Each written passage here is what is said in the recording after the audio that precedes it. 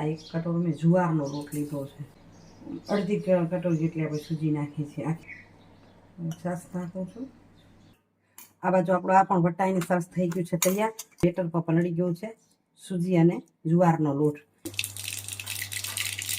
દેશું હળદર,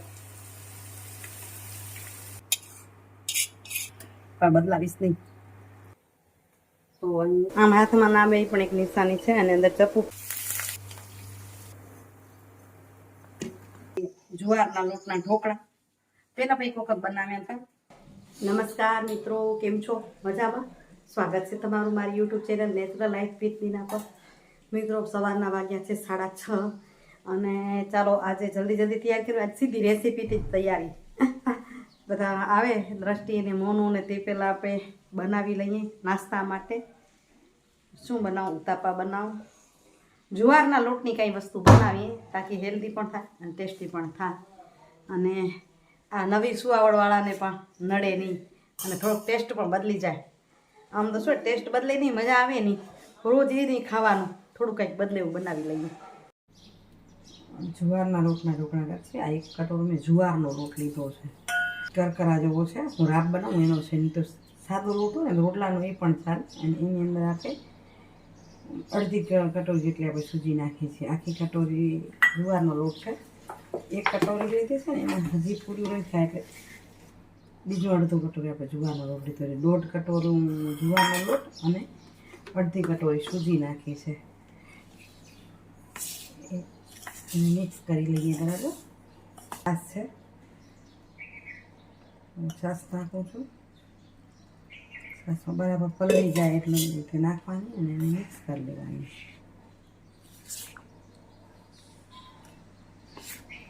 નાખી દઈશ. હજી ઓછી લાગે છે એટલે નાખી દઈશ.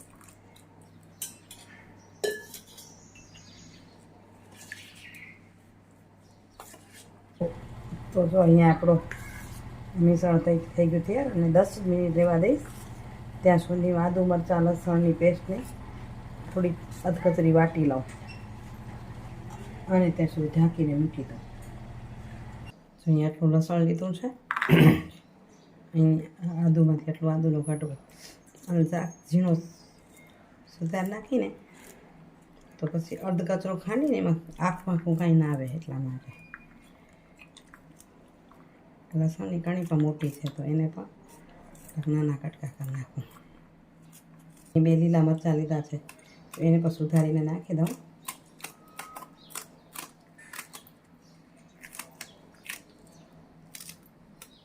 આટલું જીરું લેશું અને આટલું નમક નાખ્યું છે. આને હું એકવાર થોડુંક હલાવી લઉં અને પછી આને નાખીને પ્લસ મોડમાં પીસી લઈશ. થોડુંક વટાયું એની અંદર નાખી દઉં. હવે એને પ્લસ મોડમાં વાટી લઉં. જો આ બાજુ આપણું આ પણ વટાઈને સરસ થઈ ગયું છે તૈયાર. અધ કચરું જાણે વાટ્યું હોય એવું. જો આ રીતે પ્લસ મોડમાં કરીએ તો અધ કચરું વટાઈ જાય. એકદમ ગ્રેવી જેવું ના હોવું જોઈએ. અને આ બાજુ આપણી આ સરસ બેટર પર પલળી ગયું છે સૂજી અને જુવારનો લોટ.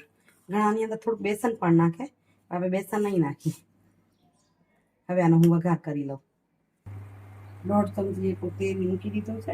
થોડીક રાઈ નાખી દઉં છું. જીરું આપણે એમાં નાખ્યું છે છતાં બેસન કણી જવાનું જીરું નાખી દઈશ. હિંગ નાખી દઈશું. તમે હિંગ લસણ ના ખાતા હો તો સ્કીપ કરી શકો. હિંગ નાખી દઈએ આપણે આદુ મરચાંની પેસ્ટ. હવે મિક્સ કરશું અને એને 1-8 મિનિટ એટલા માટે ચલાવશું કે અહીં લસણની 50 છે, આદુ મરચાં લસણની 50 નીકળી જાય. એમાં નાખી દઈશું હળદર.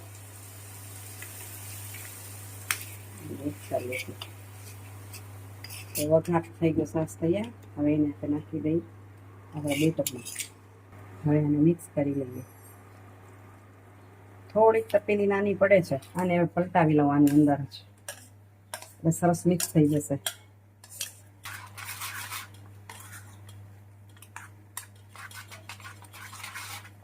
અહીં સ્વાદ અનુસાર નમક નાખીશ. હવે મસાલો ભૂટ્યો એમાં નાખ્યો હતું એટલે એવું તો ટેસ્ટ કરી લેવાનું,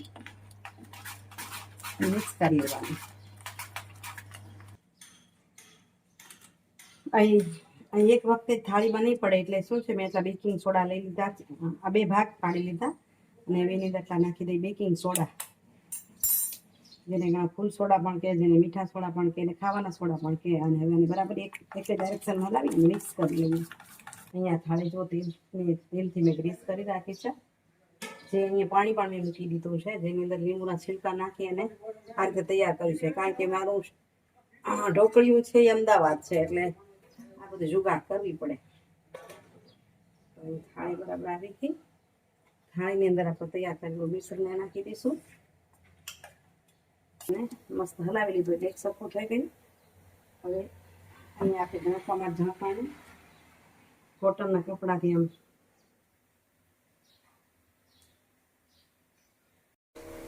તો જોઈએ આપણા ઢોકળા મસ્ત થઈ ગયા છે તૈયાર.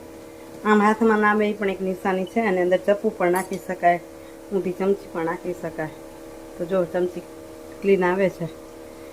તો હવે ગેસને કરી દઈએ બંધ, થોડોક ઠંડા થવા દઈએ, પછી કાઢી અને વઘાર કરીએ. જો ઢોકળાના મસ્ત કાપા થઈ ગયા અને ઠંડુ થઈ ગયું ને એટલે એકદમ જો અહીંથી નીકળી પણ આવે છે એકદમ, અને કેટલા સરસ ફૂલીને મસ્ત થયા છે, જાળીદાર થયા છે.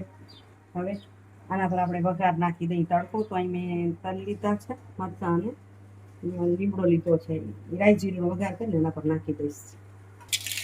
રાઈ આપણે થોડીક નાખી છે, કારણ કે પહેલાં પાક વઘારમાં નાખી છે.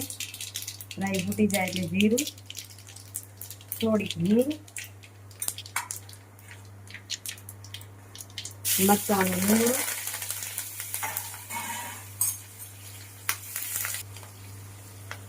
અને એની સાથે જ નાખી દઈશું તલ.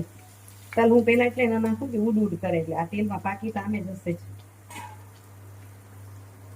એટલે કે મરચાંને આપણે કૂણા થાય એટલા પકાવશું.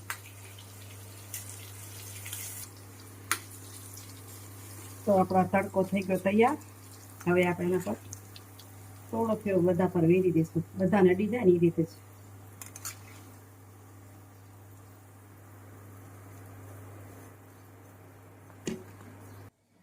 તો જુઓ થઈ ગયા મસ્ત આપણી જુવારના લોટના ઢોકળા. પહેલાં પણ એક વખત બનાવ્યા હતા. આ બહુ જ હેલ્ધી છે, ટેસ્ટી પણ છે. કારણ કે જુવારનો લોટ છે ને પેટ માટે પણ હલકો અને હળવો. અહીં રોજ મીઠું મીઠું ખાઈ અને અમારી દીકરી કંટાળી જાય, તો મેં કીધું હલો જુવારના લોટના ઢોકળા બનાવી આપું. તો આ રેસીપી કેવી લાગી કમેન્ટ કરીને જરૂરથી કહેજો. સારી લાગી હોય તો વિડીયોને લાઈક શેર કરવા વિનંતી છે. ચાલો કરી લઈએ હરી હરી. જે આવ્યા નથી આપણા છોકરાઓ, આવે એટલે જમી લઈએ. તો મિત્રો વાગ્યા છે 9. અહીં નાસ્તો અમે તો કરી લીધો. દ્રષ્ટિબેન કરે. દ્રષ્ટિ કેવા થયા ઢોકળા? કીધે જુવારના લોટના બહુ મસ્ત. મેં વિચાર્યું નતું કે જુવારના આટલા સરસ ઢોકળા બને, અને બહુ જ સરળ છે. તું આવી પહેલાં મેં કરી લીધું, હવે વિડીયોમાં તું રેસીપી જોઈ લેજે. બહુ મસ્ત છે, બહુ જ સરસ ટેસ્ટી થાય છે અને હેલ્ધી પણ હોય, એટલે તમે પણ ટ્રાય કરજો. બરાબર, ચાલો તૈયાર થઈ જવું છે ઓફિસે. ફરી હવે ઓફિસ સ્ટાર્ટ થઈ ગઈ એટલે રોજની ઉતાવળ કાંઈક ને કાંઈક રહેવાની. જલ્દી જલ્દી તૈયાર થતા જાય કરતા જાય. અહીંયા અમારા દેવર સૂતા છે, હા કરે છે. હવે મસ્ત ચબુડા મૂકીને જવું પડશે ઓફિસે કામે. અને આપણી પરી શું કરે છે, આપણી લાડો શું કરે છે? લાઈટ ચાલી ગઈ છે, એ લાડો ને લાડોના મમ્મી અંધારામાં રમે છે. રમે છે લાડો? હોઈ ગઈ હે? પપ્પાનો ફોન આવ્યો, અનિલનો ફોન આવ્યો છે. ચાલો હું ફટાફટ થઈ જાઉં તૈયાર. તો મિત્રો વાગ્યા છે 6:45. ઓફિસેથી પહોંચ્યા ઘરે. હમણાં આનંદ મંગળ છે, મોજ છે. દોયત્રાને તેડી લો તો એની પોતરી મળે, પોતરીને તેડી લઈ ત્યાં મળે. કામ માટે દ્રષ્ટિ થઈ જાય એટલે બહુ ચિંતા છે નહીં. થોડોક પગ દુખવા માંડ્યો હોય, પણ દ્રષ્ટિ જશે ત્યાં સુધી મોનું જોરવાળી થઈ રહેશે. આપણે પોતરી રમાડશું, આનંદ કરશું. હાલો હમણાં બતાવું આ નાના દોયત્રાની મોજ. લેટેરા મારા કાનકુંવર.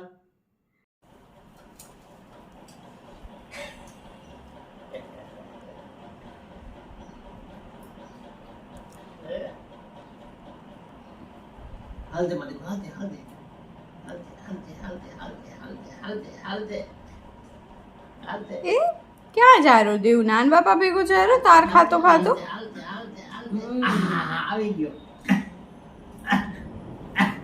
ભાગી જાય પ્લેન ભાગી જાય નહીં આમાંથી લેવ દેવભાઈ આમાંથી લેવ દેવભાઈ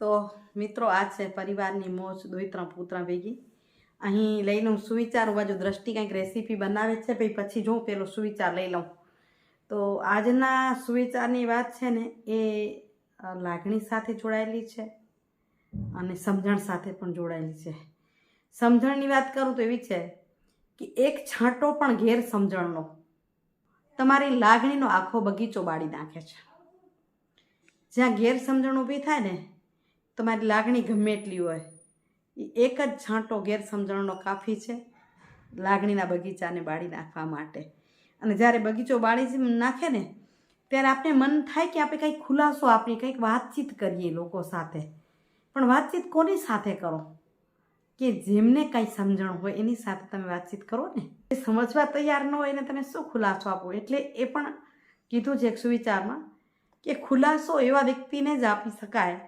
જે તમારી વાત સમજવા તૈયાર હોય તમારી ક્યાં ગેરસમજણ ઊભી થઈ હોય એની વાત સમજવા કોઈ તૈયાર હોય તો તમે એને ખુલાસો આપો એને જ આપી શકાય બાકી તો જેમને પોતાનો જ કક્કો સર કરવો હોય કે પોતાનો જ કક્કો રટવો હોય એની સામે હૈયું કાઢીને હાથમાં આપી દેશો ને તો એ નહીં સમજે જેને કક્કો રટવો છે પોતાનો એને હૈયું કાઢીને હાથમાં આપી દો તો એ સમજે નહીં ચાલો જઈએ રસોડા તરફ શું બનાવે છે દ્રષ્ટિ બતાવું અહીં દ્રષ્ટિ બનાવે છે પકોડા શેના પકોડા છે કોણ પકોડા તો લોટ તૈયાર કર્યો ત્યારે યાદ થાય તો શું શું નાખવાનું આનો છે ચોખાનો લોટ 2 ચમચી ચોખાનો લોટ 2 ચમચી ચણાનો લોટ ને સૂજી લીલા મરચાં અને અંદર મકાઈ નાખી છે ને કાંદા લીલી મકાઈ ને કાંદા નમક બસ એટલું જ સિમ્પલ ને સરસ અચ્છા અને નોર્મલ આપણે જે રીતે મરચાં તળીએ રીતે જે રીતે પકોડા તળીએ રીતે તળી લેવાનું અને આના પર થોડો ચાટ મસાલો વપરાવે છે સરસ મિત્રો જમવાનું પત્યું આનંદ મંગળ મેળાઓ કરતાં કરતાં વાગે છે રાતના 11 હવે સુવા તરફ જઈ વળી કાલે ઓફિસની વાટ પકડવાની થશે કાલે પાછા મળીશ સરસ મજાના વિડીયો સાથે કે હૃદયના રડતા વિડીયો સાથે કારણ કે કાલે દ્રષ્ટિ જવાની છે કાલે એ વિડીયો સાથે મળું આજે જય શ્રી કૃષ્ણ જય જય ગરુ ગુજરાત જય ભારત અને જય હિન્દ આજનો વિડીયો કેવો લાગ્યો કમેન્ટ કરી જરૂરથી કહેજો વિડીયો સારો લાગ્યો તો લાઈક શેર કરવા વિનંતી છે આવજો મિત્રો જય શ્રી કૃષ્ણ જય જય ગરુ ગુજરાત જય ભારત અને જય હિન્દ બાય બાય હરિઓમ